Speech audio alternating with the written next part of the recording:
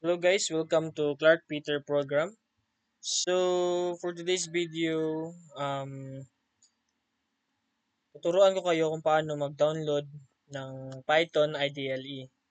So first, i-type na to ang python.org/downloads slash windows slash. So press enter. So pag-enter ninyo, diri mo padulong sa mga versions sa mga Python ideally. So, first thing first, atong pangitaon ang pinaka-latest nga version sa Python. Nga mao dapat atong i-download. So, ang itatag latest diri ah. So, Python 3.13. Python 0.12 man eh. So, daanan na eh. So, kanita latest 2024. So, pangitaon na to ang 64-bit Windows installer 64-bit. So, ato din ang pislito ng pislito na tong download. Then, butang sa download ang inyong file, save. Then, open file. Open to yung i-download.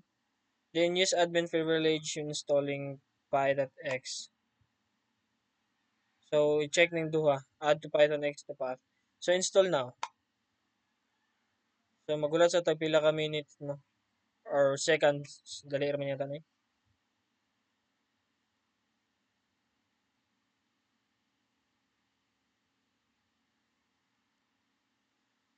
So, setup was successful. So, after you download this Python, ideally, i-check na to if naa na ba, kung na-download ba jud na to. So,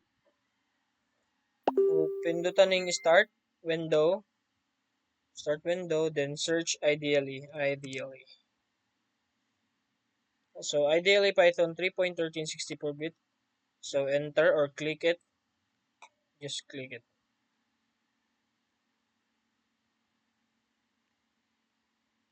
Lag, nakilag kayong laptop.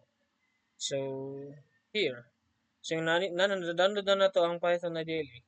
So, testingan na to if ma-work ba siya. Print